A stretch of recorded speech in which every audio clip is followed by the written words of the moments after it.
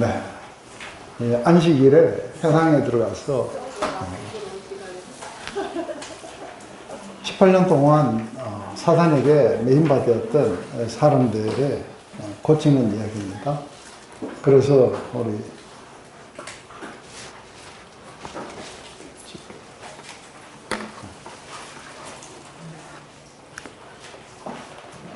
제일 먼저 우리 앞에 세팅이에요, 그죠? 예수께서 안식일에 한 회당에 가르칠 때 18해 동안 귀신이 들려 꼬부라져 조금도 펴지 못한 한 여자가 있더라 하고 지금 이제 세팅의 부분이 나와요. 그러면 여러분들은 여기서 어떤 것들이 좀 관찰이 됩니까?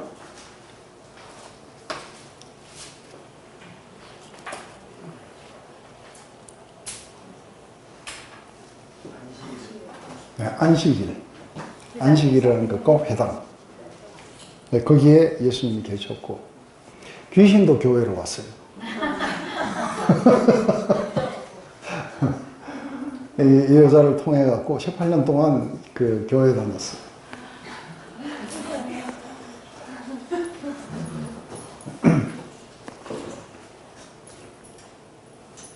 관찰 예수님 바리새인들의 외식을 조심하고 하나 길게 설교하신 후 시간이 없으니 회개하라고 촉구하신 후에 다른 사람을 가르쳤다.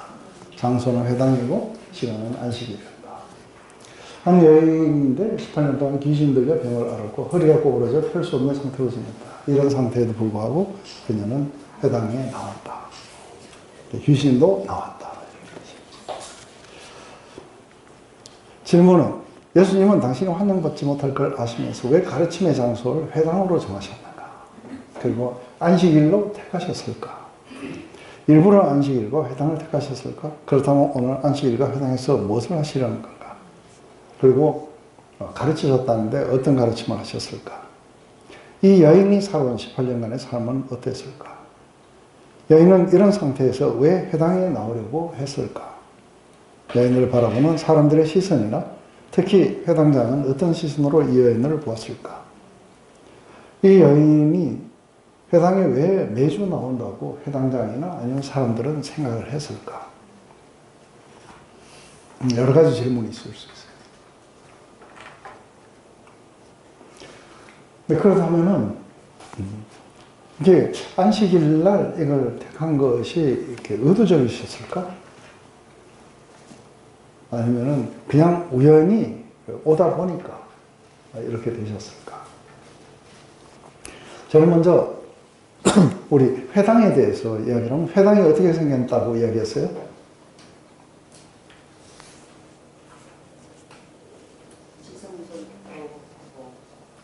아니요, 회당. 회당은 단순하게 회당이기 때문에 만남의 장소예요. 근데 그거는 회막. 이거는 회당. 근데 이것은 바벨론 포로 이전에는 없었던 거예요. 근데 포로로 잡혀가니까 성전이 없은 거예요. 그러자 이제 이들은 자기들이 하나님의 말씀을 갖다가 제대로 이렇게 몰랐고 그리고 지키지 않았기 때문에 여기 포로로 잡혀왔다. 이렇게 보고 이제 말씀을 배우자. 이렇게 하고 성전이 없으니까 얘들은 이제 모이기 시작하는 거예요. 안식일 날 모여가지고 그렇게 하나님 말씀을 이제 배우고 이러는데 한 가지 놀라운 거는 이 회당이기 때문에 이게 갈릴리 지역이 하나 있고 예루살렘 지역이 하나 있고 안 그래요. 갈릴리 지역에만 해도 240개가 있어요. 예루살렘 안에만 500개가 있어요. 그래서 여기에는 제사장도 없고 그리고 목사도 없고 아무도 없고 평신도들밖에 없어요. 그 중에서 이제 엘더라고 하는 사람들, 좀 나이가 많고 그리고 이런 성경을 좀 잘 아는 사람들, 이런 사람들이 이제 그 장로들이라고 해요. 그래서 거기에 모여가지고 그 중에 한 사람을 이렇게 지명했는 게 이 사람이 회당장이에요. 그래서 이 사람은 특별히 바리새인이라든지 아니면 율법학자라든지 그렇지는 않아요. 그 사람들은 그냥 평신도 리더가 아니죠. 그 사람들은 거의 이제 종교 지도자들이죠. 근데 회당장은 그 정도까지는 안 가요. 그래서 수많은 회당 가운데 이제 예수님은 이 회당을 선택하셔서 거의 대부분 식사하시거나 길거리에서나 아니면 사람들을 이렇게 회당에 들어가서 하신 것이 그렇게 많지는 않고 이게 요번에 마지막 회당에 들어가신 거예요. 그래서 사역 초기의 회당은 갈릴리가 아니라 그 뭐죠? 나사렛. 예수님의 고향에 있는 회당에 들어가셔서 이사야서를 읽으시고 그들이 죽이려고 그렇게 달라들었죠. 늘 충돌이 일어났어요. 회당에 들어갈 때마다. 근데 지금 마지막 십자가를 향해 가시면서 이제 한 달 안에 돌아가실 거예요. 길게 잡아도. 그런데 마지막 이 회당을 선택하신 거예요. 그렇다면은 예수님이 뭔가 회당을 선택하신 이유가 있으시겠죠. 뭐를 예수님은 원하셨을까? 그래서 지금 이제 우리가 이걸 보면은 누가가 이렇게 배열을 했을 수도 있어요. 그래서 한 가지 우리가 알 수 있는 것은 12장 1절부터 3장 9절까지 길게 설명했는 이 내용이 주 초점이 뭐였어요? 네? 네, 구원이지만 어떤 부분을 조심하라고 하신 거예요. 외식. 그런데 이것은 외식을 지금까지 설교만 하셨어요. 그런데 이제 CIA 하실 차례예요. 그래서 사실은 이제 직접 삶의 라이프 시츄에이션 속에 들어가셔갖고 외식함을 드러내 주셔야 돼요. 그래야 이 사람들이 그 외식함을 받고, 그래서 이 리더들이나 이런 사람들은 마음을 더 강박하게 가져갈 수 있지만 그 밑에 이게 휩쓸리는 사람들이 아직도 많이 있는 거예요. 이 사람들은 외식함의 실체가 뭔지를 보고 나올 수 있는 어떤 찬스 같은 게 있을 수 있겠죠, 그죠? 그래서 이제 포로 생활 이후에 사실은 성전 예배보다는 회당 중심으로 예배를 많이 받고, 그리고 이 회당 중심 안에서 굉장히 중요한 것은 율법주의예요. 그래서 하나님의 말씀을 우리가 지켜야 된다 하는 것이 이제 굉장히 강화되기 시작했고, 그 가운데서 가장 중요하게 생각하는 게 안식일이었어요. 그래서 이 안식일을 우리는 필히 지켜야 된다. 그래서 이들의 생각에 가장 초점은 어디 있느냐 하면 우리가 어떤 하나님의 계명을 우리가 잘 지킴으로써 하나님과 관계를 올바르게 할 수 있고, 그리고 우리가 다시는 그렇게 포로로 가지 않을 것이다. 그래서 우리는 우상 숭배를 타파해야 된다 해서 돌아오고 난 뒤에는 우상 숭배가 없어요. 그리고 오히려 이제 강화되기 시작해요. 옛날에는 하나님의 말씀이 어디 있는지, 율법책이 어디 있는지도 찾지도 못했어요. 그러다 성전 청소하다가 나오고 막 이랬어요. 그래서 사실은 하나님 말씀에 대해서 관심이 없었다면 이제는 뭐예요? 하나님 말씀에 굉장히 관심을 가지면서 뭘 하게 되냐면 외적 준수를 외치는데, 그것도 이제 안식일을 거룩하게 지켜라 하고 이게 몇 개 안 나와요. 안식일에 관해서 실제로 성경은 그렇게 크게 많이 상세하게 안 나와요. 그런데 이들이 가지고 있는, 여러분들 그 미슈나라는 이야기 들어보셨어요? 이 사람들이 가지고 있는 율법책이에요. 거기에는 613개의 굉장히 상세한 뭐를 지켜야 되고 뭘 해야 되고 이런 것들이 나오는 거예요. 그래서 이거를 우리가 충실하게 지킴으로써 하나님을 예배하는 거고 잘 사는 것이다. 그래서 지금 많은 사람들이 그거를 배우러 사실은 회당에 오는 거예요. 회당에 와서 이제 아마 이렇게 미시나를 이렇게 이야기를 하겠죠. 그래서 성경보다는 탈무드라든지 미시나 이런 것들이 훨씬 더 이제 하나님의 말씀이라고 그러고 가르침을 받았죠. 그래서 이걸 예수님은 뭐라고 하냐면 장로들의 유전이라고 해요. 성경 말씀이라고 그러고 장로들의 유전이다. 근데 오늘 예수님이 여기에 오신 이유가 뭐겠어요? 사도 바울이 죽는 날까지 싸웠던 거는 유대 율법주의하고 싸웠어요. 많은 철학과도 싸웠지만 제일 중요한 거는 바로 이 유대 율법주의자들, 이들하고의 싸움이 굉장히 치열했죠. 그런데 예수님이 오셔서 모두를 구원으로 초청할 때 이들이 구원으로 나오기 위해서 떠나야 되는 시스템이 있는 거예요. 떠나야 되는 그 시스템을 떠나지 않으면 구원으로 올 수가 없는 거예요. 그게 바로 이게 종교적인 위선들이에요. 근데 그 종교적인 위선에서 이게 떠나게 되려면 먼저 이 종교적인 위선의 가면을 벗겨주셔야 돼요. 그러니까 오늘 사실은 여기에 종교적 가면을 벗겨주시러 오신 거예요. 이게 이제 오늘 회당에 왔고, 그리고 뭔가 가르치셨다고 했을 때 제가 볼 때 하나님 나라를 전파하셨을 거라 봐요. 그래서 이 이야기는 예수님이 계속해서 하신 이야기는 하나님 나라에 관한 이야기예요. 그래서 이게 이 에피소드가 끝나면은 예수님이 뭐라고 말씀하세요? 네?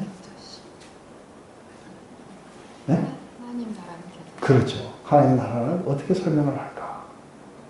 하고 하나님 나라에 대해서 계속해서 더 부가적으로 설명을 해주시고 계세요. 그래서 하나님 나라로 들어올 때의 그 위선적인 종교적인 삶을 가지고는 못 들어온다. 그 시스템을 떠나야 들어올 수 있다. 그래서 사실은 굉장히 긴 시간을 이 종교적인 위선과 싸우시는 거 보시죠.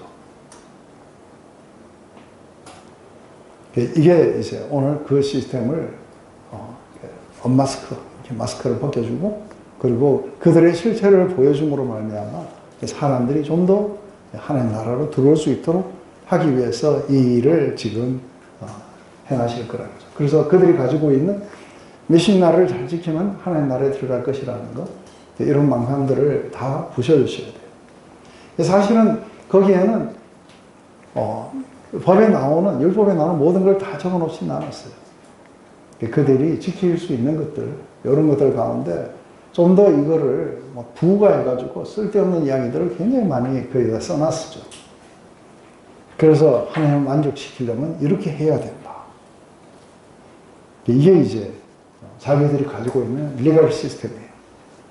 근데 이 리걸 시스템이 안 깨지면은 그레이스 안으로 못 들어와요. 그죠? 근데 이게 사실은 우리 안에도 이 리걸 시스템이 상당히 많이 있어요. 그래서 우리가 여기에서부터 어떻게 벗어나야 되는지, 그래서 이 리걸 시스템을 벗어나면은 우리 안에 우리의 지금 현재의 현 주소가 어떤지, 현재 내가 영적으로 어떤 상태에 있는지를 분명히 이렇게 볼 수 있게 되겠죠. 그러기 위해서는 충돌이 불가피해요. 그래서 오늘 충돌하러 들어가신 거죠.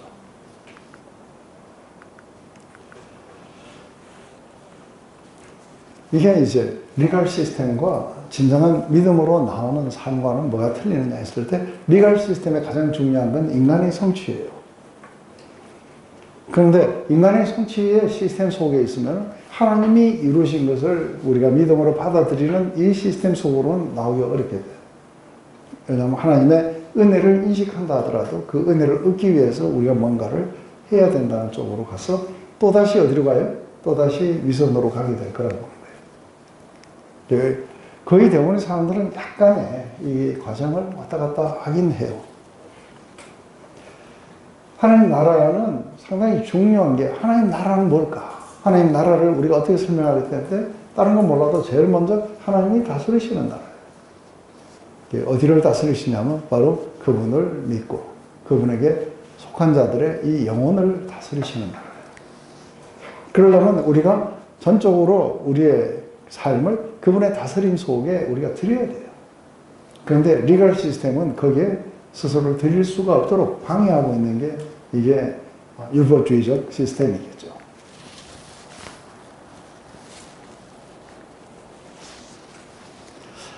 자, 예수께서 보시고 불러 이르시되 여자여 내 병이 놓였다 하시고 안수하시니 여자가 곧 펴고 하나님께 영광을 돌리는지라. 여기서 이제 한번 여러분들은 어떤 관찰들이 일어날 수 있겠어요?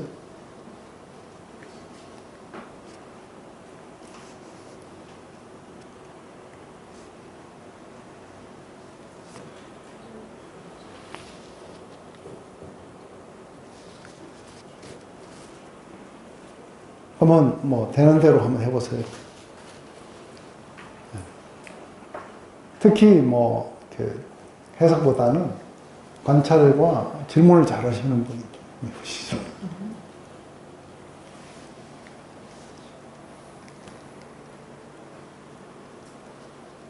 예수님이 먼저 불러주셨다. 그렇죠. 예수님이 먼저 불러주셨다.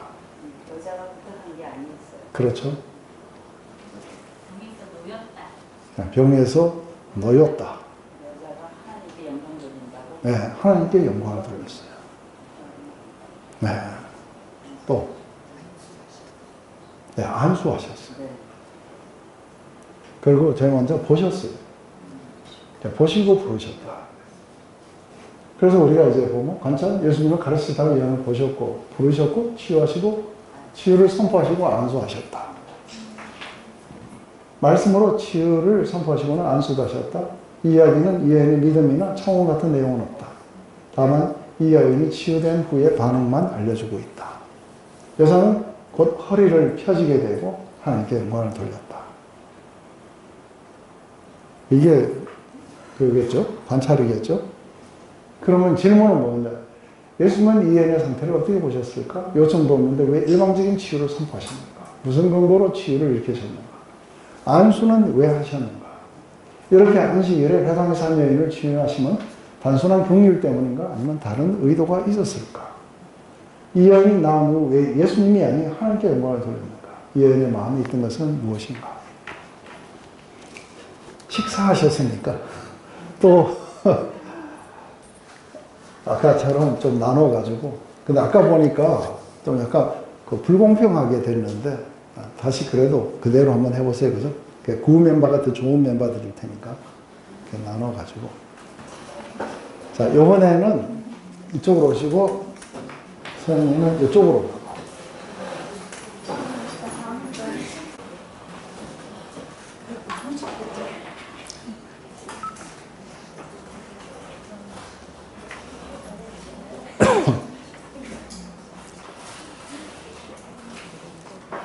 우리가 보통 이렇게 뭔가 심각한 상태, 피지컬하게든 이렇게 심각한 상태에 있는 사람들을 보면 주로 어떻게 보여요? 특별히 모두가 다 하나님을 안다고 하는 종교적인 사회에서는 이런 여인을 보면 우리가 제일 먼저 어떻게 봐요? 그렇죠. 뭔가 죄로 인해서 이렇게 하나님으로부터 벌을 받고 있다. 이런 식으로 이렇게 보는 것이 우리의 리갈 시스템 안에서는 아주 흔한 것이라 봐요. 근데 이제 오늘 사실은 예수님은 유대인들의 어떤 리갈 시스템과 충돌을 일으키러 오신 거예요. 그게 이제 우리가 처음 시작할 때는 제가 이제 그렇게 풀었어요. 그죠? 그래서 이게 충돌이 이제 일어나야 그들의 민낯이 이렇게 드러날 수 있게 돼요. 그래야 그것을 보고 많은 사람들이 그 외식함에서부터 떠나갈 수 있고 참된 하나님 나라로 들어올 수 있기 때문에 아마 그렇게 했을 거라고 봐요. 그래서 뭔가 하나님에게서 이렇게 벌을 받고 있다. 그래서 더 심한 게 안 생기려고 이 여자는 계속해서 회당에 꼬박꼬박 찾아와서 뭔가 그 리갈 시스템을 더 잘 지키려고 아마 이렇게 노력하면서 꼬부라진 그걸 가지고 귀신하고 함께 같이 손잡고 교회를 매주 주일 성수 잘하면서 이렇게 왔어요. 그래서 여전히 많은 멸시를 받았고, 근데 오늘 예수님은 이 여자를 무대의 중앙에 세우시게 될 거예요. 그래서 이 모든 것들은 사실은 이 여자가 너무 불쌍했기 때문이라든지 아니면은 뭔가 여자가 요청이 있었다든지 꼭 그것만은 아닌 거예요. 오늘의 주 목적은 뭐라고 그랬어요?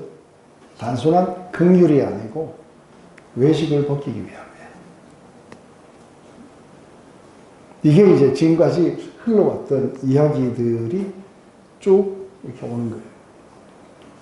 회개하지 않으면 다 이같이 망할 것이다 하고 이 이야기를 하신 후에 실전에 온 거예요. 그래서 이 실전에서 이제 이 외식을 조심하라고 12장 1절부터 시작이 됐는데 이제는 그 리걸 시스템을 떠나서 예수님께로 와서 예수님을 나의 구주로 받아들여야 돼요. 근데 그게 이제 리걸 시스템이 붙잡고 있기 때문에 그걸 이제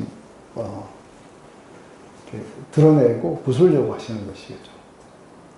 이런 관점 속에서 이걸 봤을 때 예수님은 이 여인을 보면서 죄의 무게로 오랫동안 이렇게 고통을 당하는 한 여인을 이제 보시면서 이것이 이제 어떻게 그 리걸 시스템과 하나님 나라 안에 바로 들어올 수 있는 이 두 가지가 어떻게 다른지를 아마 보여주시려고 이 여자를 주권적으로 고치세요.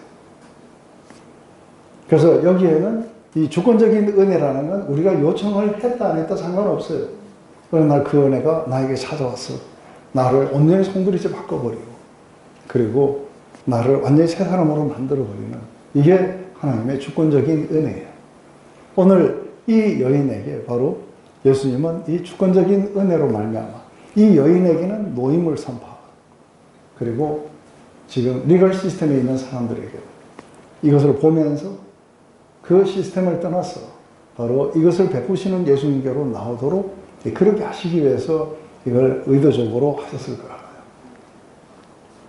그런데 하나님 나라에 대해서 가르치시다가 이 여자를 본 거예요.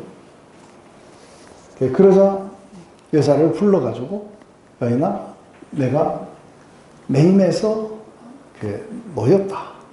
그래서 이 귀신의 매임에서 왜냐하면 이 병이 귀신이 들려갖고 이렇게 만들어진 거라 그래요. 그죠?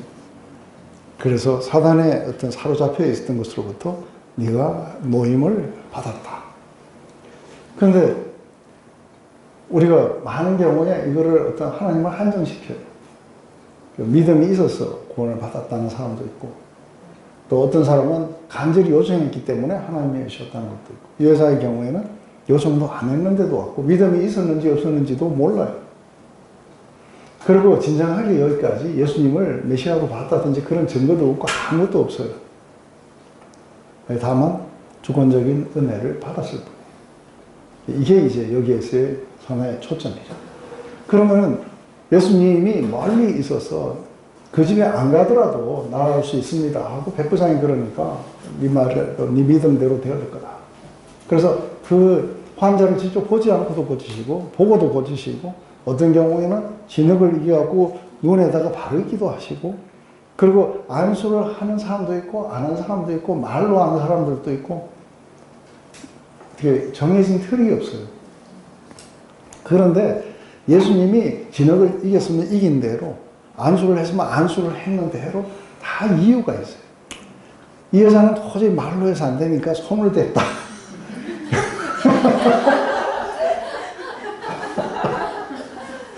그런 것도 아닌 거예요.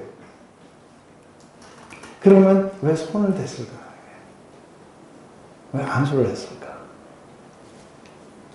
하는 것도 우리가 한번 생각해 볼 수 있는 게 오늘의 주 목적은 뭐예요?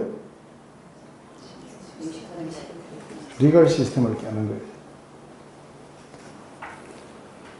만약에 이 손을 안 댔으면은 여인아 네가 병에서 노임을 받았음을 선포하노라. 그래갖고 여자가 노임을 받았어요.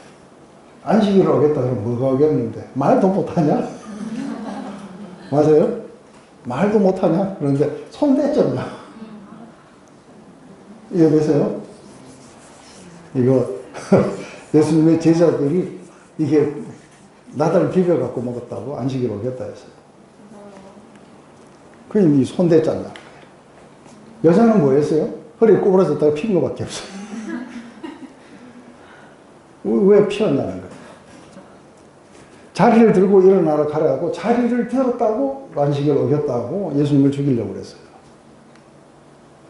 아마 더 이 사람들로부터 그 뭔가 네가 했다는 거를 나타내려고 안수를, 안 그래도 그냥 하실 수도 있는데 안수를 하셨을 거라고 봐요. 제 생각에. 오늘의 상당히 중요한 건 그들의 민낯을 드러내기 위해서 뭔가를 하시는 중에 있으니까요.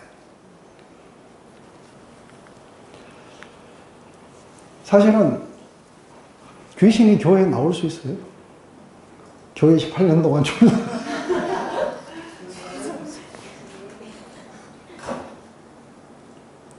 그런데 이게 올 수 있는 것은 그 교회가 안진리 교회, 예수 없는 교회, 진정한 신자가 없는 교회는 귀신들이 출석을 해요. 그런데 예수님을 사랑하는 교회, 그리고 진리의 교회들, 그리고 예수님을 믿는 사람들이 모인 교회에는 출석하기가 어려워요. 왜냐하면 곧 드러나게 되기 때문에. 그러니까 결국은 이 회당에 마음대로 올 수 있는 건 뭐 때문에 그래요? 안진리 교회가.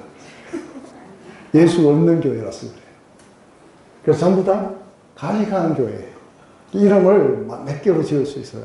외식하는 교회, 안진리 교회, 예수 없는 교회. 이렇게 해갖고 이름을 셋으로 이렇게 할 수 있는 거죠.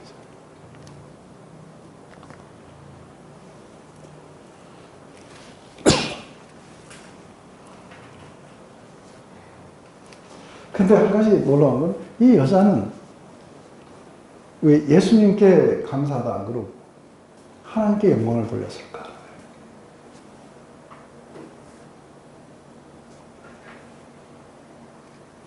여자 마음 안에 뭐가 있었길래 그랬을까? 그랬을 때 예수님이 자신을 고쳐주시는 것을 하나님이 이분 안에서 자기를 고쳐줬다고 한 거예요. 궁극적으로 자기는 하나님이 고쳐줬다고 하는 거예요. 그런데 이 앞에 분을 통해서 그래서 믿음이 있었는지 없었는지 모르지만 이 여자가 이 병에서 모임을 받고 나서는 하나님이 자신을 고쳤다고 그렇게 믿고 있어요. 이게 이제 우리가 이렇게 거쳐가지고 유추하면은 이렇게 나올 수 있는 마음의 내용들이고 아마 그럴 수 있을 거라고 봐요.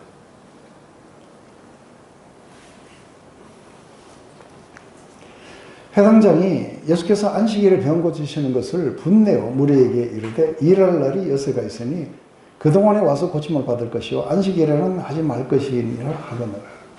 여기에도 우리가 한번 관찰을 해보세요.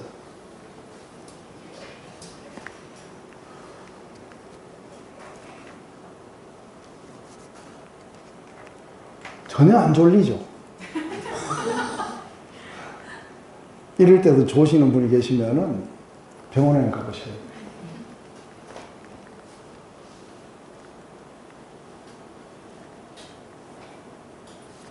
회당장이 예수께서 안식일에 병 고치시는 분을 안 했다. 우리에게 네? 우리에게 그러고 예수님한테 말 안 하고 우리한테 무리에게 했다. 그래서 중요한 건 예수님 보고 왜 안식일에 병 고치냐 안 그러고 왜 네가 안식일에 나았냐고 이야기했어요.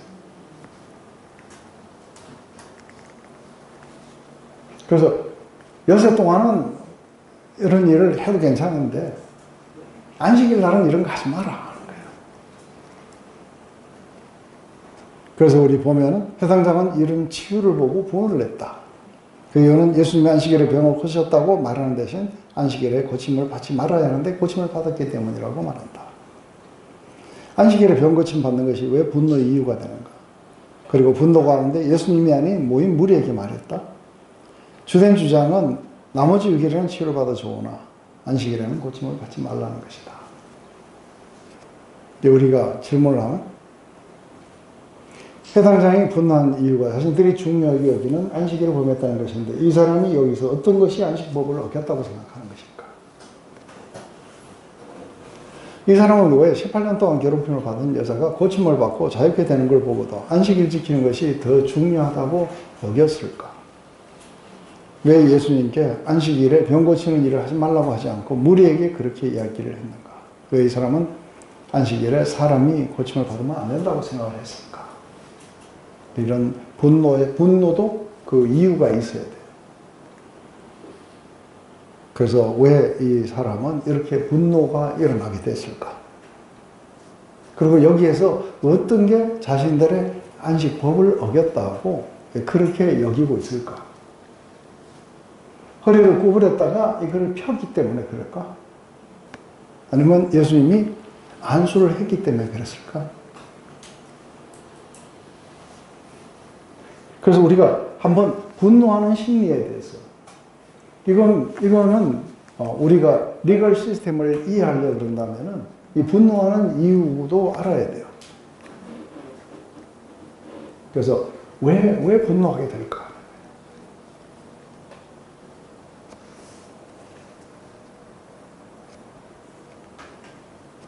왜 그런 것 같아요?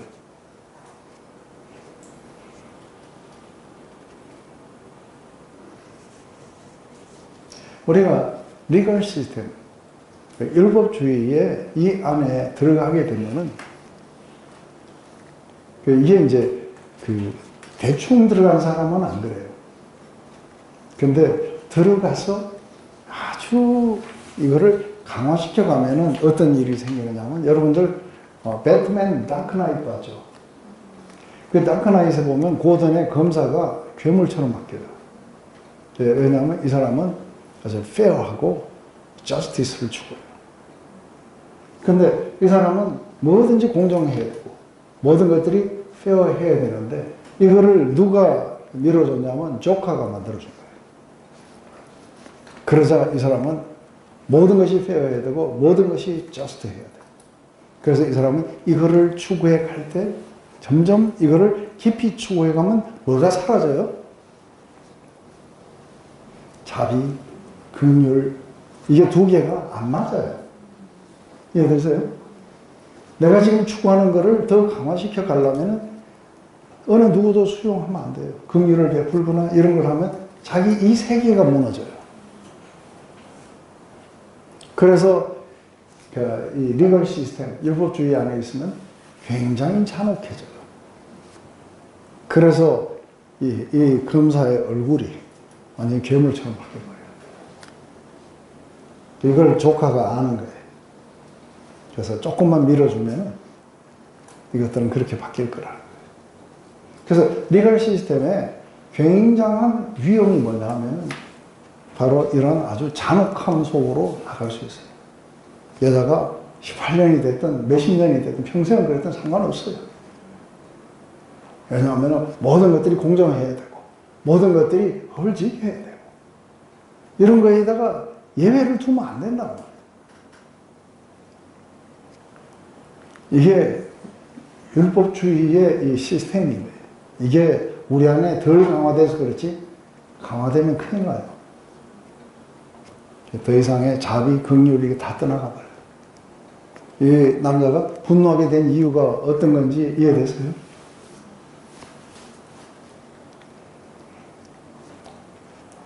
그래서 한쪽으로 치우치는 이게 굉장히 아주 이게 이제 하나님을 사랑하라. 그리고 이웃을 사랑하라. 그렇지만 법을 지켜야 사랑하지. 하고 이제 이런 식으로 법을 안 지키거나 아니면 페어하지 않거나 이런 거에 대해서는 모든 것들에 대해 분노하고 그러면서 자기는 어떻게 믿고 있어요? 이 고단의 검사는 어떻게 믿고 있는 거예요? 자기만큼 정의로운 자가 없을 거라고 생각하는 거예요. 하나님도 나 같은 자들을 옳다고 인정해 주실 거라는 거예요. 이게 리걸 시스템 속에 들어가서 하나님을 섬기는 사람들이에요. 이거 민낯을 갖다가 이제 오늘 들춰주셔야 되는데 그럼 이 사람들은 매정하다고 생각하지 않아요. 자기들은 하나님의 법을 잘 지킨다고 그렇게 생각하는 거죠. 그래서 고통받는 자들에 대한 긍휼함은 찾아보기 어려워요. 그래서 무자비하고 매정하고 사랑이라는 게 전혀 없게 되겠죠. 근데 예수님이 보셨을 때는 이 여자가 18년 동안 이렇게 뭔가 무게를 지고 저렇게 고통 속에 있는 걸 보시면 제일 먼저 예수님은 아주 이들과 비교가 되지 않게 거룩하신 분이세요. 그런데 제일 먼저 긍휼로 보세요. 그리고 자비로 안아주기를 원하시고 그리고 뭔가 치유해주기를 원하세요. 바로 이게 리걸 시스템과 진정한 거룩함의 차이예요. 맞다고. 만약에 이 남자가 거기까지 안 갔으면 어떻게 됐겠어요? 여자가 펴지는 걸 보면서 모든 회중들이 어떻게 했어요? 전부 일어나서 박수! 그죠? 하면서 하나님의 그 영광을 높이 찬양하자 하고 주님의 높고 위대하신 것 하고 1절, 2절, 3절, 4절하고 또 부르고 그죠? 후렴을 계속 부르면서 막 열광하면서 해야 되는데 분노합니다. 이게 우리 안에도 있다는 거 아세요?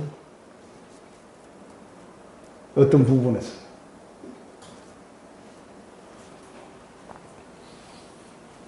하나님은 치유의 능력만 보이시는 분이 아니세요.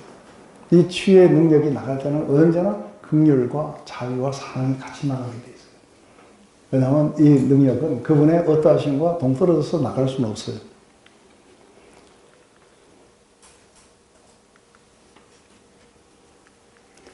우리가 이렇게 보면 이런 기적이 일어나면 믿음이 생기지 않을 거 아니에요. 그 기적은 믿음을 생성하지 못해요. 믿음을 강화시켜 주긴 해요. 오직 믿음은 성령님만이 우리에게 주실 수 있는 거예요. 여기 기적을 본 사나이가 기적을 받는 건 중요하잖아요. 마음이 안 깨지는 거예요. 왜냐하면 자기의 시스템을 강화시키고 못 나오고 있는 거예요. 왜냐하면 자신의 거룩함을 버리고 나와야 된다 이런 생각하는 거예요. 자기는 지금 거의 almost 거룩한 거예요.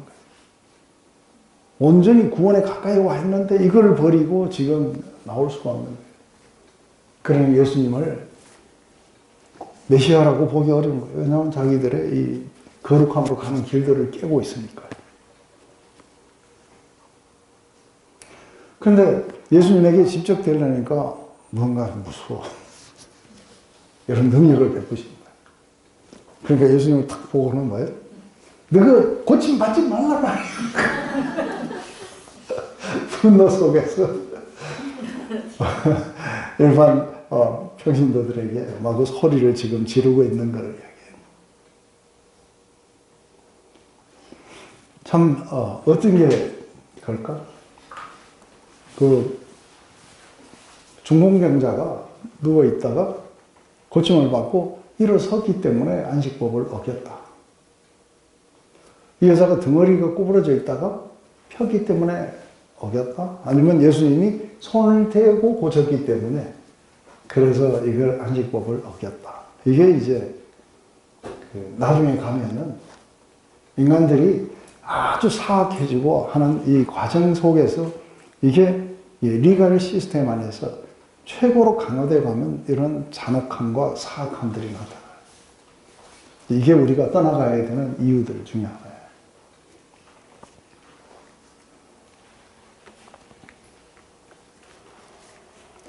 주께서 대답하여 이르시되 외식하는 자들아 너희가 각각 안식일에 자기 소나 나귀를 외양간에서 풀어내어 이끌어가서 물을 먹이지 아니하냐? 그러면 18해 동안 사탄에게 매임받은 이 아브라함의 딸을 안식일에 이 매임에서 푸는 것이 합당하지 아니하냐? 하고 예수님이 이 2번 이렇게 질문하세요. 대답을. 그런데 실제적인 질문이었다기보다는 어떤 수사적인 방법이겠죠. 어떤 강조. 여러분들 또 한번 관찰해 보세요.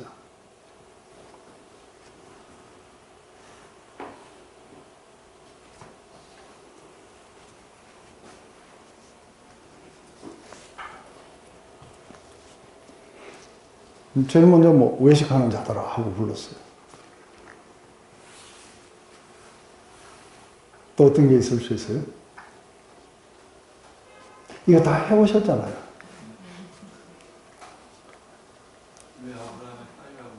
왜 아브라함의 딸이라고 했는지. 또.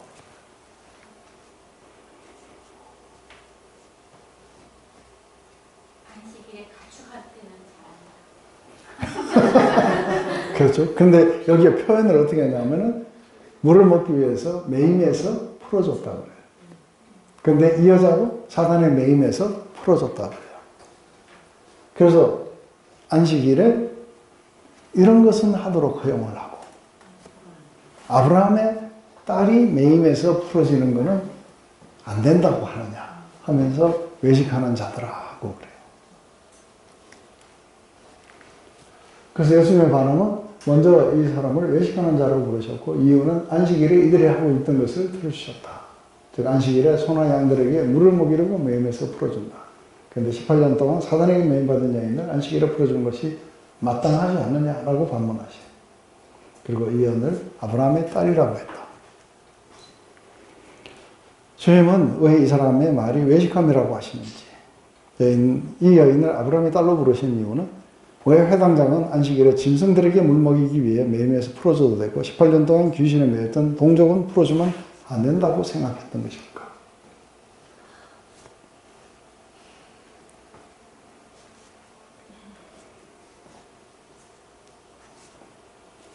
이게 우리가 미슈나 이 책에 실제로 안식법에 대해서 나올 때 요게 나와요. 그래서 짐승들은 이렇게 먹일 수 있다고 그렇게 나와요.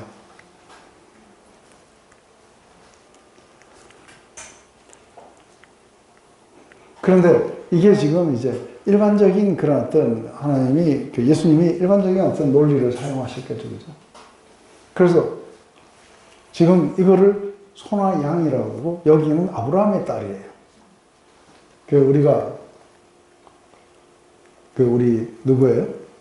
삭개오를 보고 얘도 아브라함의 자손이 되었도다 하고 또 아브라함의 딸이라고 그래요. 이것은 우리가 뭐 복잡하게 생각하지 않더라도 이 아브라함의 딸이라는 것은 이게 동족이에요.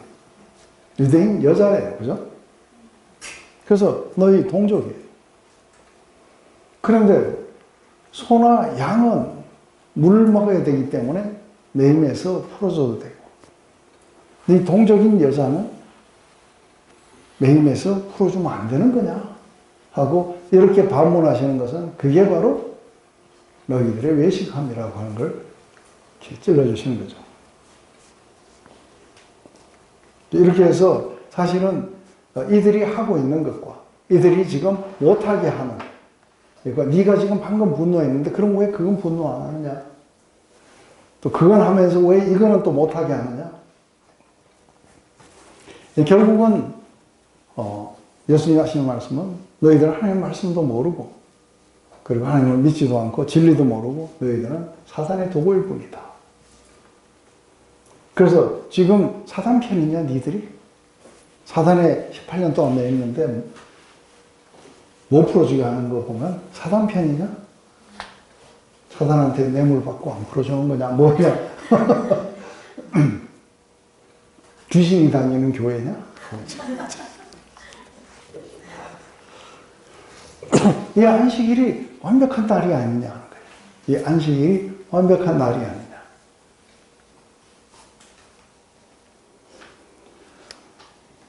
이제 그 이야기를 들었는데 지금 회당장만 들은 게 아니라 다 들었어요. 회당에 있는 사람이 다 들었어요. 그러자 이제 두 부분류로 나눠지게 돼요. 예수께서 이 말씀을 하시며 모든 반대하는 자들은 부끄러워하고 온 무리는 그가 하신 모든 영광스러운 일을 기뻐하니라. 그래서 이제 예수님의 이 말씀 속에서 이들은 민낯이 드러났어요. 그래, 짐승들에게는 그렇게 하고 사람은 안 된다고 했는 이 자체가 얼마나 크다라는 모순이에요. 그죠? 그래서 예수님의 말씀은 두 가지 반이 나타난다. 부끄러워한다. 예수님을 대적하는 율법주의자들. 또 온무리는 예수님 하시는 영광스러운 일을 기뻐한다. 부끄러워하는 자들은 왜 더 이상 논쟁을 가져가지 못하고 굴욕당했는가? 이들은 왜 회개하고 예수님께 나오지 못하는가? 기뻐하는 자들은 모든 믿음을 가진 자들인가? 아니면 이들의 기쁨은 어디에서 오는 것인가? 했을 때 제일 먼저 더 이상 논쟁에서 이거를 꺾을 만한 이제 논리가 부족해요. 논리가 부족할 때에 이게 자기의 시스템이 옳다고 하는 사람들은 분노가 더 커질 뿐이지. 우리가 틀렸다. 이러면은 아직도 멀리 안 간 사람들이에요. 그런데 멀리 간 사람들, 고전의 검사처럼 멀리 가버리면은 아무리 돌이키려 해도 이게 이제 돌이킬 수 없는 지경까지 가버리게 돼요. 이 사람들은 이제 그 자체는 절대 안 바꿀 거예요. 그래서 그 대신에 자기들의 주장을 하기 위해서 분노하거나 사람들을 죽이거나 이렇게 하게 될 거예요. 결국은 이 분노가 예수님을 십자가에 못 박아요. 이게 리갈리즘의 굉장히 아주 무시무시한 장면들이겠죠. 논리가 꺾이거나 뭘 해도 안 돼요. 그래서 사도들이 공회에 서서 말을 잘해가지고 이들이 더 이상 할 말이 없어지고 이렇다 하더라도 그러면 어떻게 돼요? 할 말이 없어지면 뭐 돼요? 이게 조그만 게 말이야. 말이 이제 그렇게 나와요. 그죠? 네가 내보다 많이 알아? 이제는 비논리적인 게만 나와요. 결국은 안 바꿔요. 나오지 못하게 하는 그 이유가 어디 있는가 했을 때 이들은 자기들이 현재 들어가 있는 시스템이 옳다고 철저하게 믿고 있는 거예요. 이게 진영 논리도 그래요. 그죠? 진영 논리도 아무리 틀렸다 하더라도 이게 팔이 암으로 다 굽어버려가지고 안 돼요. 그래서 우리 같은 진영끼리는 얼마든지 이해되잖아요. 사람이 그럴 수 있잖아요. 저쪽에 있는 사람들이 그러면 어떻게 해요? 그러면 안 되지. 그럼 전부 다 그래요. 저 그러면 안 되지. 근데 우리는 그래도 되는 거 아니야. 근데 이게 비정상적이지 않느냐고 아무리 이야기한다고 바뀔 것 같아요? 안 바뀌어요. 그래서 아까 디모데 보고 그거 자꾸 말 섞고 그런 거 하지 말라고 해도 안 될 거라고. 기뻐하는 자들은 이 논리는 상당히 맞아요. 그죠? 그리고 늘 자신들이 그러니까 무거운 짐을 지었던 이런 것에서부터 이렇게 벗어나게 하고 그 이야기를 들으면 예수님 말이 훨씬 더 옳아요. 그래서 이들은 이렇게 오랫동안 있는 사람들을 고치는구나. 그러면은 예수요 하고 이제 손 들고 막 이렇게 와야 되는데 또 안 와요.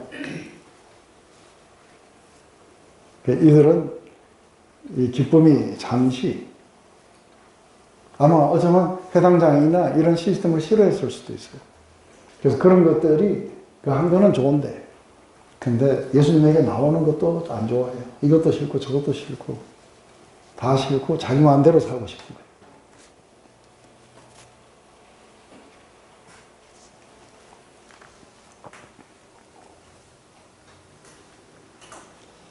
이런 한 가지 하나님이 이렇게 구원을 일으키시는 하나의 역사를 볼 수 있어요. 그것은 죄의 무게를 지고 어떻게 할 수 없는 채 그렇게 오랫동안 짓눌려 살았던 사람에게 주권적으로 찾아가셔서 구원해 주세요. 그렇지만 자기의 의를 주장하고 그리고 이 위선적인 종교적인 틀 안에서 갇혀가지고 나오지 않으려는 자들 이런 자들은 구원하지 못하시는 거예요. 그래서 누가복음이 이제 19장까지 계속해서 이런 자들은 들어가지 못하고 어린아이 같은 자들, 사교 또 아니면 또 누구예요? 바디메오, 맹인들, 하나님 앞에 나를 불쌍히 여겨달라고 요청하는 자들. 이런 자들은 모두가 다 하나님 나라 안으로 들어오게 돼요. 이게 은혜의 시스템이에요. 은혜의 시스템은 우리가 어떠함에 관계없이 은혜를 베푸시는 분의 그 은혜 속에 우리가 다 수용당하는 거예요. 근데 이 은혜의 반대는 뭐예요? 은혜의 반대는 바로 우리가 일하는 거예요. 은혜는 하나님이 일하시는 거고. 그리고 은혜의 반대는 바로 이 리걸 시스템, 율법주의예요. 여기서는 우리가 일을 해야 돼요. 그래서 교회 다니면서 약간의 우리가 그냥 뭐 율법주의적인 그런 것들이 좀 있어도 괜찮지 않느냐 하는 게 아니라 그게 강화되면 아주 무시무시한 걸로 가버려요. 그래서 스페인의 이 종교재판소라든지 역사 속에서 리갈리즘이 강화될 때마다 수많은 사람이 죽어요. 은혜 없는 교회, 예수 없는 교회, 믿지 않는 자들이 모이는 교회, 귀신 출석하는 교회. 그 교회들로 바뀌어버릴 거라고 보는 거예요. 쉬었다가 또 합시다.